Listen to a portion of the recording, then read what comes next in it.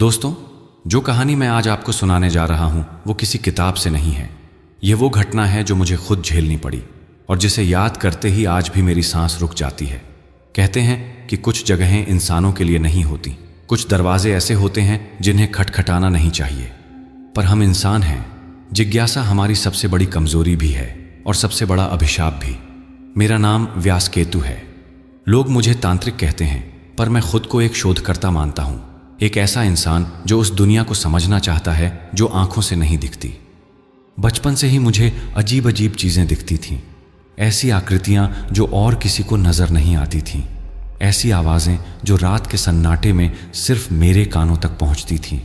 शुरू में मैंने सोचा कि शायद मेरा दिमाग कुछ ज्यादा ही काम करता है, पर जब यह सिलसिला बंद नहीं हुआ तो मैंने इसे अपनी ताकत मान लिया। सालों की साधना, गुरुओं के मार्गदर्शन और अनगिनत रातों की जागरण के बाद मैं उस मुकाम पर पहुंचा था जहां छाया शक्तियों को पहचानना, उनसे बात करना और कभी कभी उन्हें नियंत्रित करना मेरे लिए उतना मुश्किल नहीं रहा था। मैं देश भर में जाता था, जहां जहां किसी को मेरी ज़रूरत होती थी। किसी के घर में अजीब हलचल हो, किसी पर कोई साया हो या किसी जगह की हवा ही बदल गई हो, मुझे बुलाया जाता था। पर उस साल जो हुआ उसके लिए मैं तैयार नहीं था। बात उस वक्त की है जब पूरे देश में एक अजीब लहर आई थी। अखबार में हर दिन खबरें आती थीं, किसी ने अचानक अपनी जान ले ली, कोई रात को चीखते हुए बेहोश हो गया, कोई बिना किसी बीमारी के अचानक मर गया। पुलिस इसे मानसिक तनाव का नतीजा बता रही थी, डॉक्टर अपने अपने हिसाब से कारण खोज रहे थे, पर मैं जानता था कि यह किसी बीमारी का काम नहीं है। क्योंकि इन सभी घटनाओं में एक बात समान थी, जो लोग मर रहे थे या पागल हो रहे थे, उनमें से कुछ ने अंतिम वक्त में एक ही चीज देखने की बात कही थी। एक स्त्री काले वस्त्रों में, जिसकी आंखें थीं पर उनमें कुछ नहीं था, बस गहरा अथाह अंधकार। यह सुनकर मेरी रीढ़ में एक सिहरन दौड़ गई। मैंने अपने गुरु से पूछा, जो अब बहुत बूढ़े हो चुके थे और हिमाचल की किसी पहाड़ी पर एकांत में रहते थे। जब मैंने उन्हें यह सब बताया तो वे बहुत देर तक चुप रहे, फिर धीरे से बोले, व्यासकेतु, तूने जो वर्णन किया यह कालगिरी की रानी है, मृणालिनी। मैंने यह नाम पहले कभी नहीं सुना था। गुरुजी ने बताया कि सदियों पहले इस धरती पर कालगिरी नाम का एक राज्य हुआ करता था। वह राज्य किसी नक्शे पर नहीं मिलेगा, किसी इतिहास की किताब में उसका जिक्र नहीं है, क्योंकि जो उसे जानते थे उन्होंने उसका नाम मिटा दिया था। डर की वजह से उस राज्य की रानी मृणालिनी असाधारण सुंदर थी, पर उससे भी असाधारण थी उसकी महत्वाकांक्षा। वह मृत्यु से डरती थी। इतनी ताकत, इतना वैभव, इतनी सत्ता, और फिर एक दिन सब खत्म। यह बात उसे रात को सोने नहीं देती थी। कहते हैं कि वह रातों को अपने महल की छत पर अकेली बैठती थी और आसमान को घूरती रहती थी। उसके मन में एक ही सवाल था, क्या मृत्यु को जीता जा सकता है? और फिर उसे कोई मिला, कोई जिसने उसे तंत्र की राह दिखाई। गुरुजी ने यहाँ रुककर मेरी आंखों में देखा और कहा, बेटा, जो तंत्र उसने सीखा वो सबसे काला था, सबसे भयानक, और उसकी कीमत। उन्होंने आगे नहीं बोला, पर मैं समझ गया। उस अमावस्या की रात जब आसमान में तारे भी नहीं थे और हवा थम गई थी, मृणालिनी ने वो तंत्र किया जिसकी कल्पना भी दिल को खपा देती है। उसने अपनी ही प्रजा की बलि दी। निर्दोष लोग, वो लोग जो उस पर भरोसा करते थे, जो उसे माँ की तरह मानते थे। और उस रात मृणालिनी का शरीर मर गया, पर उसकी आत्मा वो जीवित रही। पर जिस रूप में वो जीवित रही वो इंसान नहीं था, वो कुछ और था, कुछ जो इस दुनिया और उस दुनिया के बीच था, न पूरी तरह जिंदा न पूरी तरह मरी। और उस अवस्था में उसे जो शक्ति मिली वो अमरता से भी बड़ी थी। वो बन गई थी पिशाचिनियों की रानी। गुरुजी की बात सुनकर मैं कांप रहा था, पर उन्होंने मुझे रोका नहीं। उन्होंने आगे कहा कि रानी अब जाग चुकी है, और जब वो जागती है तो दुनिया में यही होता है, मौतें, पागलपन और एक अजीब सा खालीपन जो हवा में फैल जाता है। क्या किया जाए? मैंने पूछा। गुरुजी ने सिर हिलाया। यह काम आसान नहीं है बेटा, और ख़तरनाक बहुत है, पर किया जा सकता है। मैंने फिर पूछा। वे बोले, हाँ, पर जो ये करेगा उसे पहले खुद से लड़ना होगा, फिर उससे। मैं उस रात वापस आया और बहुत देर तक बैठा सोचता रहा। मेरे सामने एक रास्ता था जो मुझे उस अंधेरे की तरफ ले जाता था जहां जाने की हिम्मत शायद ही किसी की होती है, और दूसरा रास्ता चुप रह जाना, यह सोचकर कि यह मेरी जिम्मेदारी नहीं है। पर जब मैंने फिर से उन खबरों को पढ़ा, एक माँ जो अचानक अपने बच्चों को छोड़कर चली गई, एक बुजुर्ग जो रात को चीखते हुए उठा और फिर कभी नहीं उठा, तो मैं समझ गया कि यह मेरी जिम्मेदारी नहीं है, यह मेरा धर्म है। मैंने अपनी थैली उठाई, अपने मंत्र ग्रंथ संभाले और निकल पड़ा। उस रात मुझे नहीं पता था कि मैं जिस राह पर जा रहा हूँ वहाँ से वापस आना होगा भी या नहीं। मैं जब उस जगह पहुँचा जहाँ गुरुजी ने जाने को कहा था, तो पहली नज़र में वो एक सामान्य जगह लगी। राजस्थान के एक छोटे से कस्बे के बाहर एक पुराना खंडहर था, जिसके बारे में स्थानीय लोग कहते थे कि वहाँ भूतों का डेरा है।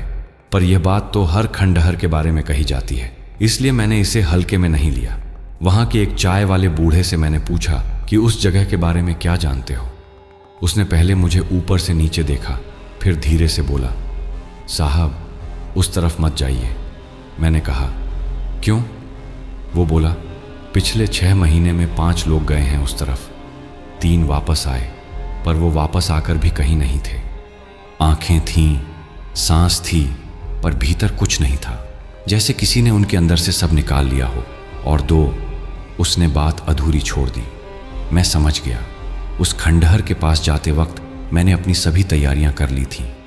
रक्षा कवच के मंत्र पढ़े, विभूति लगाई और मन को स्थिर किया। एक तांत्रिक की सबसे बड़ी ताकत उसकी साधना होती है, पर उससे भी बड़ी ताकत होती है उसका मन।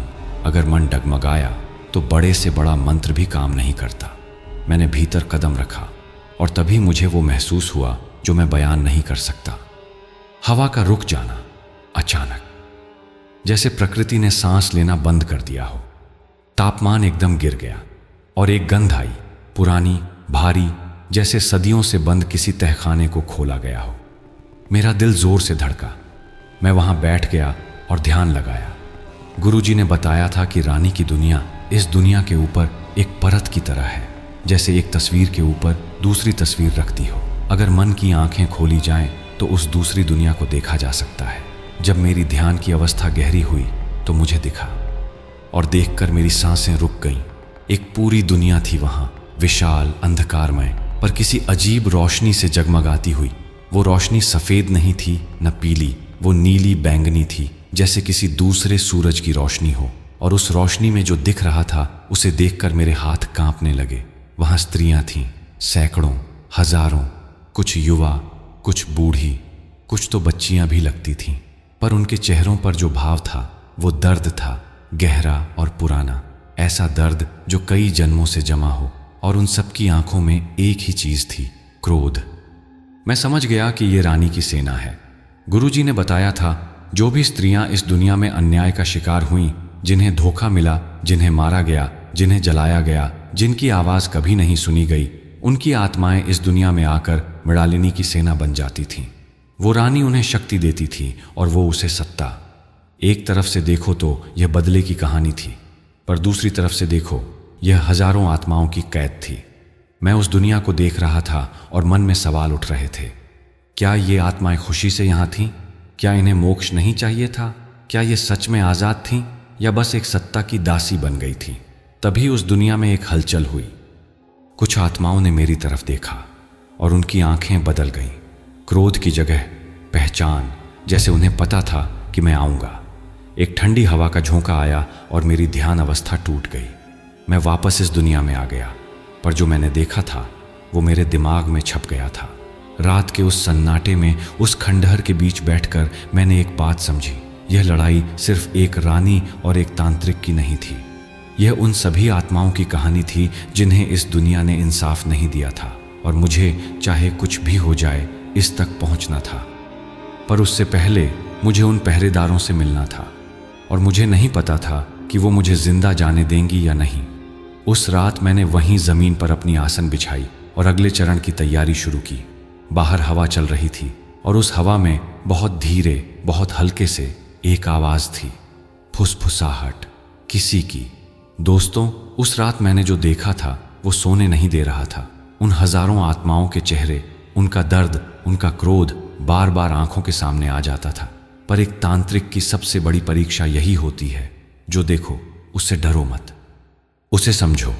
मैंने सारी रात वहीं बिताई। ठंड इतनी थी कि सांस लेने पर भाप निकलती थी, पर मैंने आग नहीं जलाई। आग जलाना मतलब अपनी उपस्थिति का ऐलान करना, और मैं अभी उस स्थिति में नहीं था। सुबह जब पहली रोशनी आई तो मैंने अपना सामान खोला। मेरे पास था एक पुराना ताम्र पात्र, कुछ विशेष जड़ी बूटियां जो गुरुजी ने दी थीं, लाल चंदन, काले तिल और एक ग्रंथ जिसे मेरे गुरु ने छाया संहिता कहा था। यह ग्रंथ किसी दुकान पर नहीं मिलता। यह पीढ़ी दर पीढ़ी चला आया था, हस्तलिखित पुराने चर्मपत्र पर। उसमें मृणालिनी का जिक्र था, बस 2 पन्ने, पर वो 2 पन्ने पढ़कर मैं समझ गया था कि मामला कितना गहरा है। छाया संहिता में लिखा था कि मृणालिनी कोई साधारण आत्मा नहीं थी। उसने जो तंत्र किया था वो महापाश कहलाता था, एक ऐसी विधि जिसमें साधक अपनी मृत्यु को खुद बुलाता है, पर उस मृत्यु को एक शर्त पर स्वीकार करता है। शर्त यह कि मृत्यु उसे पूरी तरह नहीं ले जाएगी। वो एक अवस्था में रहेगा जहां से वो इस दुनिया को प्रभावित कर सकता है। पर इस विधि की एक कीमत थी। जो भी महापाश करता था उसे अपनी हर इच्छा, हर प्रेम, हर कोमल भावना सब जला देनी होती थी, क्योंकि उस अवस्था में रहने के लिए आत्मा को ठंडा होना पड़ता था, पत्थर जैसा। मृणालिनी ने यह किया था और यही उसकी सबसे बड़ी त्रासदी थी। वह अमर होना चाहती थी, पर जो भावनाएं उसे इंसान बनाती थीं वो सब मर गईं। बचा था सिर्फ एक खोखला अस्तित्व जो सदियों से इस धरती पर मंडरा रहा था और जिसे खुद नहीं पता था कि वो क्या चाहता है। पर ग्रंथ में एक और बात लिखी थी, महापाश से बनी आत्मा को नष्ट नहीं किया जा सकता, उसे केवल शांत किया जा सकता है तब जब उसकी मूल इच्छा पूरी हो। मृणालिनी की मूल इच्छा क्या थी? यह सवाल उस दिन मेरे दिमाग में था और मुझे नहीं पता था कि इसका जवाब खोजने में मेरी जान जाएगी। दोपहर होते होते मैंने अपनी जांच शुरू की। उस इलाके में पिछले कुछ महीनों में जो मौतें हुई थीं उनका एक नक्शा मैंने बनाया था। सब मौतें एक खास दिशा में थीं, उत्तर पश्चिम, और सब मौतों की तारीखें या तो अमावस्या थीं या फिर उससे एक दिन पहले। यह कोई संयोग नहीं था। रानी अमावस्या पर सबसे ज्यादा सक्रिय होती थी, जब अंधेरा सबसे गहरा होता था, जब चांद गायब होता था, और अगली अमावस्या 3 दिन बाद थी। मेरे पास 3 दिन थे। मैंने अपनी तैयारी तेज की, स्थानीय लोगों से पूछताछ की, धीरे धीरे, बिना डराए, और जो जानकारी मिली वो चौंकाने वाली थी। उस इलाके में 5 किलोमीटर दूर एक पुरानी बावड़ी थी जिसे लोग रानी की बावड़ी कहते थे। कोई नहीं जानता था कि यह नाम कहाँ से आया, पर कहते थे कि उस बावड़ी के पास रात को कभी कभी एक स्त्री दिखती है जो पानी में झांकती रहती है।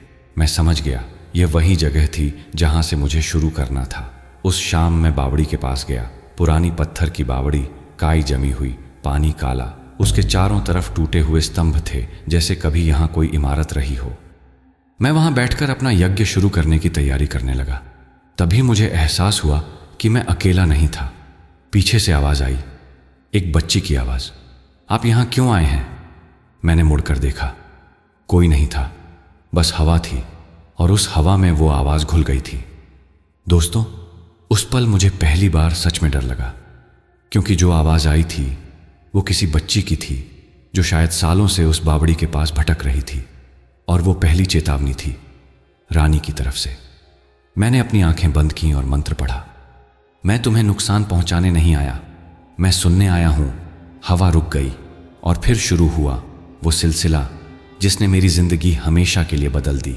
यज्ञ शुरू करने से पहले मैंने पूरी तैयारी की थी। बावड़ी के चारों तरफ मैंने एक रक्षा चक्र बनाया, लाल चंदन से।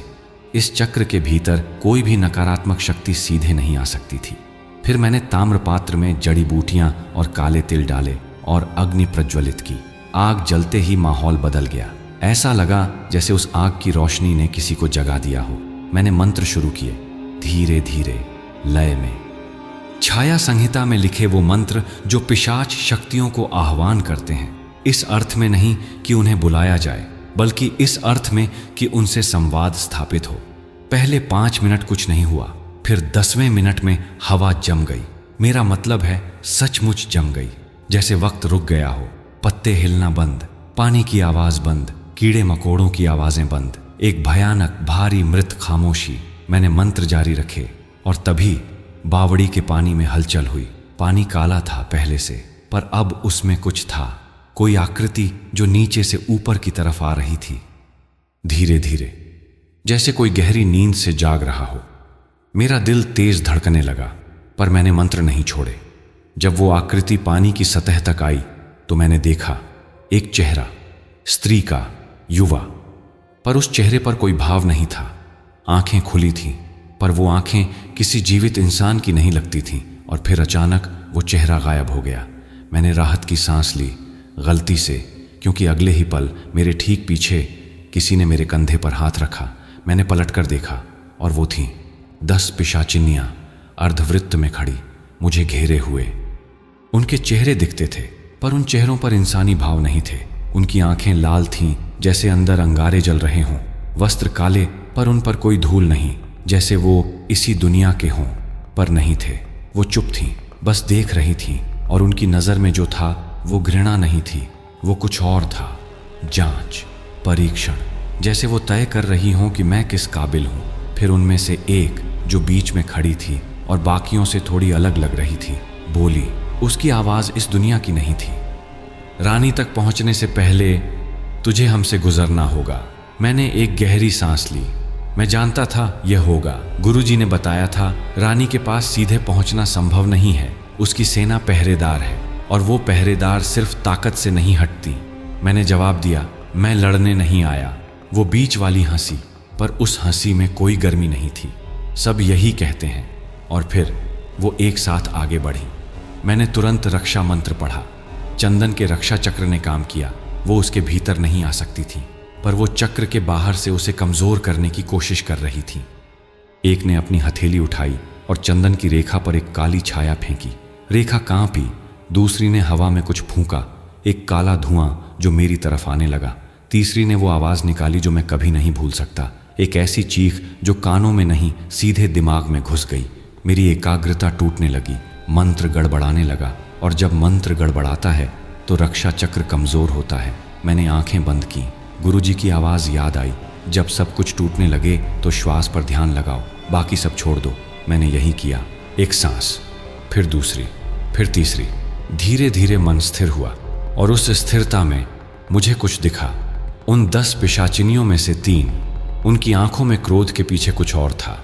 दर्द, गहरा पुराना दर्द। वो लड़ नहीं रही थीं खुशी से, वो लड़ रही थीं क्योंकि यही उन्हें बताया गया था। मैंने मंत्र बदला। रक्षा मंत्र की जगह शांति मंत्र। यह एक जुआ था।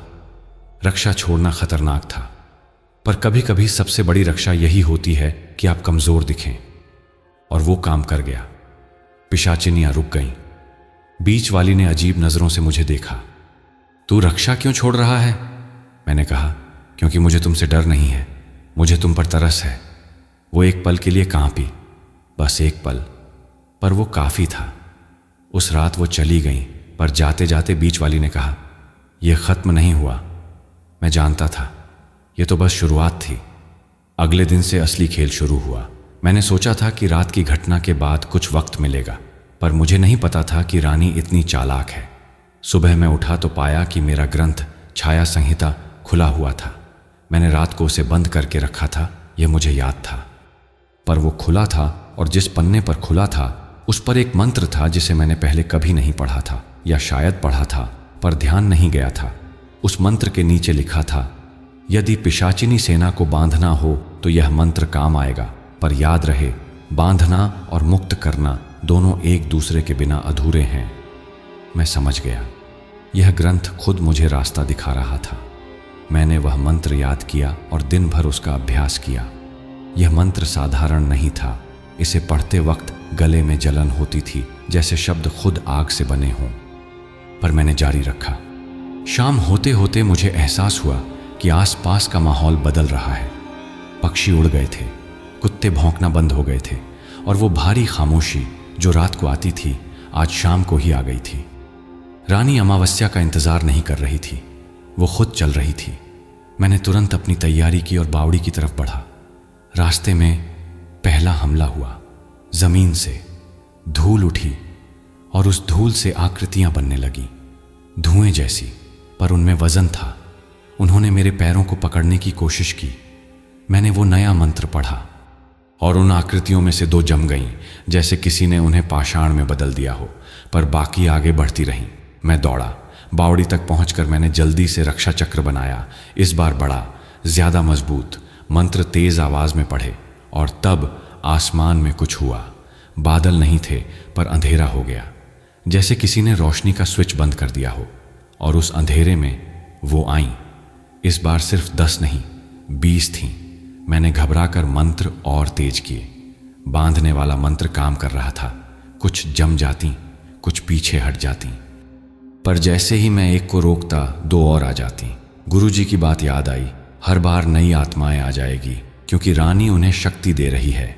यह लड़ाई मैं ऐसे नहीं जीत सकता था। जब तक रानी शक्ति देती रहेगी उसकी सेना खत्म नहीं होगी। मुझे सीधे रानी तक पहुंचना होगा, पर कैसे? उसी वक्त उस बीच वाली पिशाचिनी ने, जिससे कल रात मेरी बात हुई थी, एक पल के लिए मेरी नजरों से नजरें मिलाईं और उसकी आंखों में एक संकेत था, जैसे वो मुझे बता रही हो, बावड़ी के पीछे एक रास्ता है। मैं समझ गया। मैंने एक बड़ा रक्षा मंत्र पढ़ा जिसने एक पल के लिए सबको पीछे धकेला और उस एक पल में मैं दौड़ा बावड़ी के पीछे। और वहां सच में एक रास्ता था, जमीन में एक दरार जहां से एक अजीब नीली रोशनी आ रही थी। मैंने एक पल नहीं सोचा, कूद गया। उस दरार से नीचे उतरना यह किसी गड्ढे में कूदने जैसा नहीं था, यह जैसे किसी दूसरे आयाम में घुसना था। जब मैं नीचे पहुंचा तो मेरे पैरों के नीचे जमीन थी, पर वो जमीन इस दुनिया की नहीं लगती थी।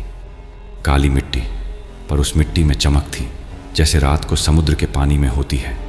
आसमान, अगर उसे आसमान कहें, बैंगनी था और उसमें तारे नहीं थे, बस वो नीली बैंगनी रोशनी जो हर तरफ फैली थी बिना किसी स्रोत के।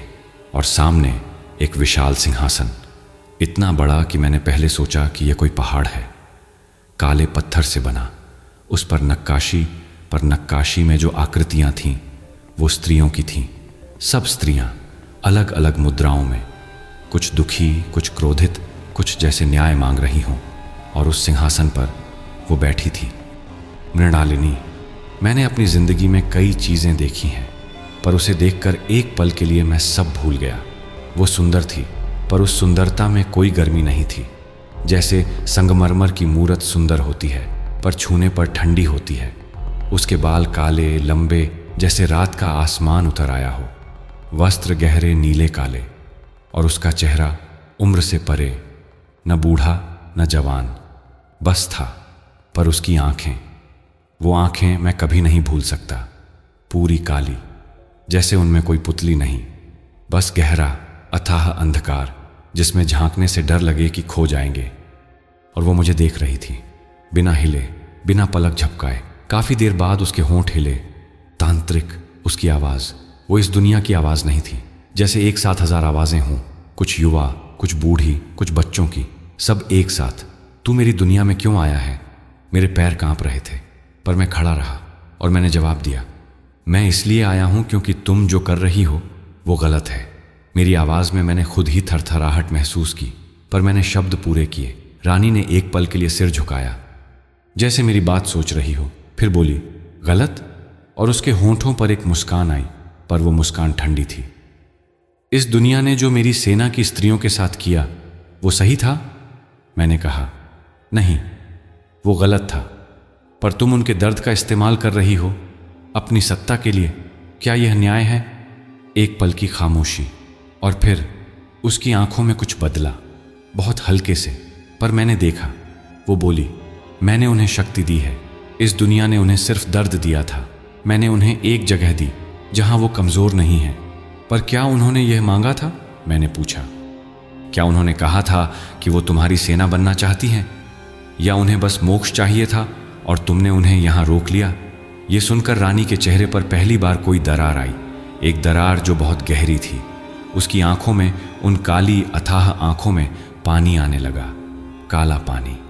और उसने जो कहा वो सुनकर मेरा दिल भारी हो गया। मैं भी धोखे से मारी गई थी। उसकी आवाज पहली बार कांपी। जिसे मैं सबसे ज्यादा चाहती थी उसी ने मेरे साथ विश्वासघात किया। मेरे अपने मंत्री ने, मेरे अपने सेनापति ने मुझे बताया कि यही एकमात्र रास्ता है, तंत्र का, अमरता का, और मैंने विश्वास किया। पर वो रास्ता एक जाल था। उन्होंने मुझे इस्तेमाल किया था, एक बड़े तंत्र के लिए जिसकी बलि मैं थी। उसने एक पल रुककर कहा, मैंने न्याय चाहा था, बस न्याय। मैं चुप रहा, क्योंकि अब मुझे समझ आया था मृणालिनी कोई दानव नहीं थी। वो एक घायल आत्मा थी, जिसके साथ इतना बड़ा धोखा हुआ था कि वो सदियों बाद भी उससे उबर नहीं पाई थी। उसने जो बदला लेने की राह पकड़ी, वो दरअसल उसकी चीख थी, एक ऐसी चीख जिसे किसी ने नहीं सुना था। पर अब सवाल यह था, उसकी सत्ता खतरनाक हो चुकी थी। निर्दोष लोग मर रहे थे और यह रुकना जरूरी था। मैंने उसकी बात सुनी पूरी, और जब वो चुप हुई तो मैंने कहा, मृणालिनी, तुम्हारा दर्द सच्चा है। तुम्हारे साथ जो हुआ वो अन्याय था, पर अब तुम वही कर रही हो जो उन्होंने तुम्हारे साथ किया था। तुम उन आत्माओं को रोक रही हो जो आगे जाना चाहती हैं। उसने सिर हिलाया। वो यहाँ खुशी से हैं। क्या तुमने उनसे पूछा? यह सवाल उसे चुप कर गया, पर अगले ही पल उसका चेहरा बदल गया। वो नरमी जो एक पल के लिए आई थी, चली गई, और वापस आया वो काठ जैसा कठोर भाव। तू यहां से जाएगा जीवित? और उसने अपना हाथ उठाया। जो हुआ उसे बयान करना मुश्किल है। जैसे हवा ने वजन पकड़ लिया हो। हर तरफ से एक दबाव आने लगा, जैसे मुझे कुचला जा रहा हो। मेरी सांस रुकने लगी। मैंने मंत्र पढ़ा, पर आवाज निकलना बंद हो गई। यह उसकी सबसे बड़ी ताकत थी। वो आवाज छीन सकती थी, और बिना आवाज के मंत्र निरर्थक। मैं घुटनों पर आ गया। चारों तरफ पिशाचिनियां थीं, उसकी सेना। उनकी आंखों में कोई क्रूरता नहीं थी, बस आज्ञाकारिता। और यही मुझे सबसे ज्यादा दुखाया। ये आत्माएं अपनी मर्जी से नहीं लड़ रही थी, ये एक आदेश का पालन कर रही थी। मैंने एक आखिरी कोशिश की, आवाज से नहीं, मन से, ध्यान से। मैंने अपनी सारी साधना एकत्र की और मन में ही वो मंत्र पढ़ा जो गुरुजी ने आखिरी उपाय के रूप में बताया था। जब सब बंद हो जाए तो मन का द्वार खोलो, और उस मन के मंत्र ने असर दिखाया। दबाव थोड़ा कम हुआ, बस थोड़ा, पर काफी था। मैंने एक गहरी सांस ली और खड़ा हो गया। अब असली युद्ध होना था। मैं जानता था कि ताकत से मैं रानी को नहीं हरा सकता। वो मुझसे हजारों गुना शक्तिशाली थी। सदियों की साधना, सदियों का दर्द, यह सब उसकी शक्ति थी। पर शक्ति से भी बड़ी एक चीज होती है, सत्य। मैंने छाया संहिता में पढ़ा था, महापाश से बनी आत्मा को तभी मुक्त किया जा सकता है जब उसे उसकी मूल इच्छा का सामना कराया जाए। मृणालिनी की मूल इच्छा क्या थी? न्याय। पर न्याय किसे मिलना था? उसे। और वो न्याय किसने देना था? उसे खुद ने। मैंने रानी को देखा और कहा, मृणालिनी, तुम्हारे साथ जो हुआ, क्या उसका हिसाब हो चुका है? वो रुकी।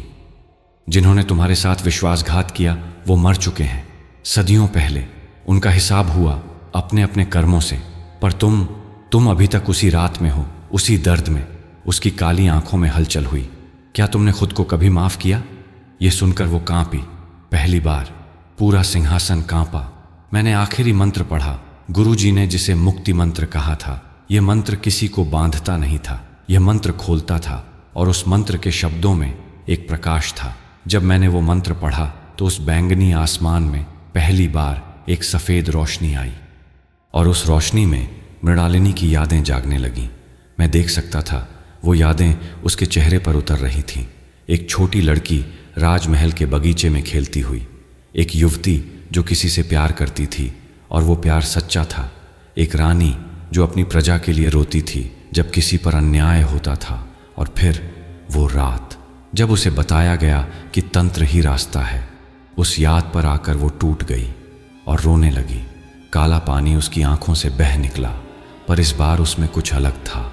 यह सिर्फ दर्द नहीं था, इसमें पश्चाताप भी था। मैंने अपनी ही प्रजा की बलि दी, उसने धीरे से कहा। हाँ, मैंने कहा, और इसका दर्द तुम सदियों से ढो रही हो। यही तुम्हारी सजा है, यही तुम्हारी कैद है। उसने मेरी तरफ देखा और पहली बार उन काली आंखों में एक मानवीय भाव आया, थकान। क्या यह खत्म हो सकता है? मैंने कहा। हाँ, पर इसके लिए तुम्हें अपनी सेना को छोड़ना होगा, उन्हें मुक्त करना होगा। वो चुप रही बहुत देर, और फिर उसने सिर हिलाया। हाँ में। जब रानी ने हाँ कहा तो उस अंधेरी दुनिया में कुछ बदला। वो नीली बैंगनी रोशनी जो इतनी देर से हर तरफ थी, धीरे धीरे सफेद होने लगी। रानी का सिंहासन, वो विशाल काला पत्थर का सिंहासन, दरकने लगा, और उसकी सेना, वो सैकड़ों हजारों पिशाचिनियां एक एक करके बदलने लगीं। उनके चेहरों पर जो क्रोध था वो पिघलने लगा, और जब वो पिघला तो नीचे से जो निकला वो थकान थी, राहत थी, मुक्ति की चाह थी। वो एक एक करके उस सफ़ेद रोशनी में विलीन होने लगी, बिना चीखे, बिना लड़े, जैसे वो इसी पल का इंतज़ार कर रही थी। मैंने देखा उनमें से कुछ के चेहरों पर जाते जाते एक हल्की मुस्कान थी। और जब वो बीच वाली पिशाचिनी जिसने मुझे रास्ता दिखाया था विलीन होने लगी तो उसने एक पल मुड़कर मेरी तरफ देखा। उसकी आंखों में शुक्रगुजारी थी। मेरा गला भर आया और फिर रानी। मृणालिनी का शरीर धीरे धीरे पारदर्शी होने लगा, जैसे धुआं हो जो हवा में घुल रहा हो। पर जाते जाते उसने कुछ कहा, तांत्रिक।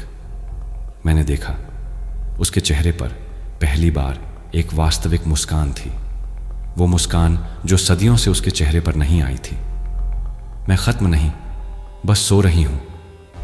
और फिर एक चेतावनी जो हवा में गूंजी, जब अन्याय फिर बढ़ेगा हम लौटेंगे। उसकी आवाज गई, उसका रूप गया, वो पूरी दुनिया, वो अंधेरा आयाम धीरे धीरे खत्म होने लगी और मैं उस जमीन की दरार से वापस इस दुनिया में आ गया। बावड़ी के पास ठंडी जमीन पर आसमान में तारे थे, हवा चल रही थी और सब कुछ सामान्य था।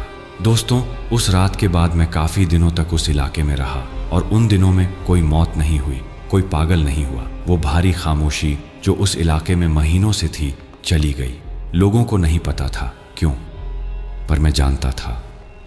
पर मृणालिनी के आखिरी शब्द मेरे दिमाग में थे, जब अन्याय फिर बढ़ेगा हम लौटेंगे। और मुझे पता था यह एक अंत नहीं था, यह एक विराम था, क्योंकि दुनिया में अन्याय कभी पूरी तरह खत्म नहीं होता और जब तक अन्याय है मृणालिनी की नींद पक्की नहीं।